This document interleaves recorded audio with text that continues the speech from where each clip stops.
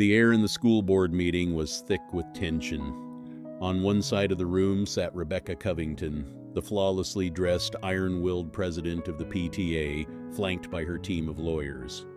On the other side sat me, a simple second-grade teacher in a worn-out blazer, armed with nothing but a 3-ring binder and the truth. She was there to finalize my termination. She had spent a month waging a war of lies to ruin my career, all to protect her bully of a son. She thought she had won. She had no idea this wasn't my execution. It was her son's expulsion hearing.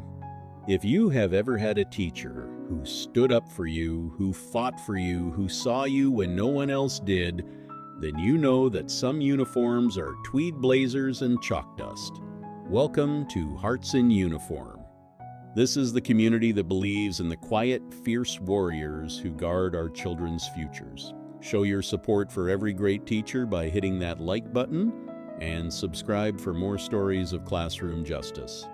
Now, let me tell you how a bully's mother tried to break me and how my meticulous classroom records broke her instead. My name is Miss Albright. For 20 years, Room 104 has been my world. It's a place of finger painting, scraped knees, and the magic of learning to read. My students are my kids, all of them. This year, my biggest challenge was a boy named Aiden Covington. Aiden was a classic bully, but with a wealthy, powerful mother, which is the most dangerous kind. He'd trip other kids, like the quiet, sweet Daniel on the playground. He'd steal snacks from a little girl named Lily's lunchbox. Small acts of cruelty that poison a classroom. I did what any teacher would do. I enforced discipline, timeouts, a call home. I documented everything in my daily behavioral log, a standard practice. But when I called Mrs. Covington, she didn't listen. She defended. "Aiden is a leader," she'd say, her voice dripping with condescension. "Perhaps the other children are just too sensitive." The war began when Aiden pushed little Daniel off the slide. Daniel broke his arm. It was a serious incident. I immediately took Daniel to the nurse's office, run by our kind and competent Nurse Miller, and called both sets of parents. When Mrs. Covington arrived, she didn't ask if Daniel was okay. She arrived with a threat. "My son would never do that," she hissed. "You clearly can't control your classroom. I will be speaking to the principal about this." And she did. She launched a campaign. Suddenly, Principal Thompson, a man who usually supported me, became distant and nervous. Anonymous, fabricated complaints started appearing in my file. A parent claimed I had yelled at their child. Another claimed I showed favoritism. It was a coordinated attack, all orchestrated by the head of the PTA to discredit me before I could formally discipline her son for his violent behavior. The final blow came when she called a special PTA meeting and, using her power, pushed through a vote of no confidence in my teaching ability. Principal Thompson had no choice but to recommend my termination to the school board. I was heartbroken. 20 years of my life, my reputation, my kids, all being destroyed by one wealthy bully. My union rep told me it was a tough fight. But as I sat in my quiet classroom that night, surrounded by the drawings and stories of the children I loved, I didn't feel defeated. I felt the slow, burning fire of a teacher's resolve. She had opened a war. I was going to finish it, using the rules she thought she controlled. I spent the next week preparing my case.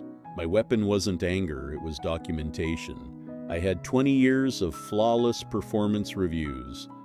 I had my daily behavioral log, a meticulous, time-stamped record of Aiden's escalating aggression. But my masterstroke was something else. I knew Mrs.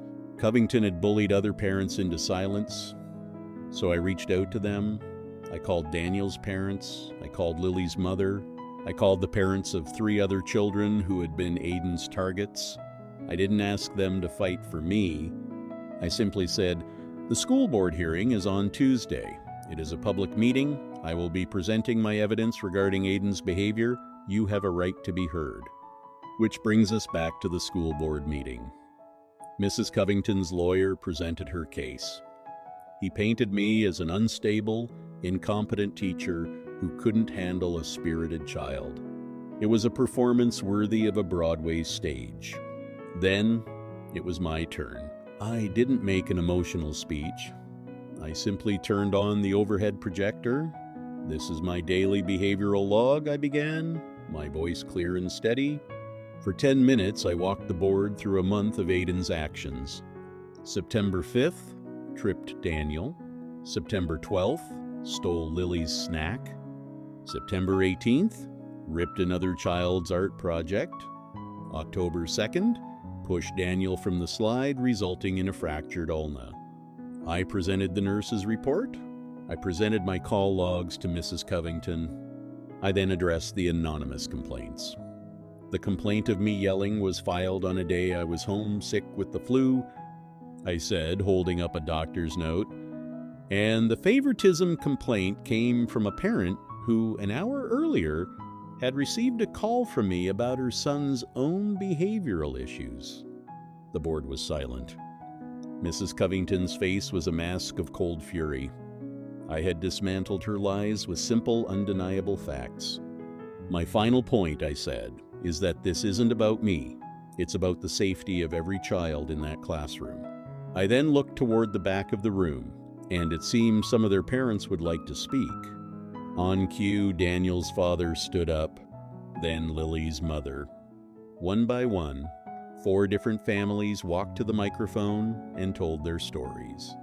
They told the board about their children coming home in tears, about their fear of going to school, all because of one child whose mother refused to see the truth. The case for my termination had just become a case for Aiden Covington's expulsion. Mrs.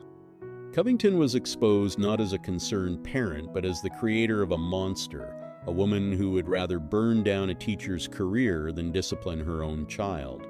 The board voted unanimously to reject the termination recommendation.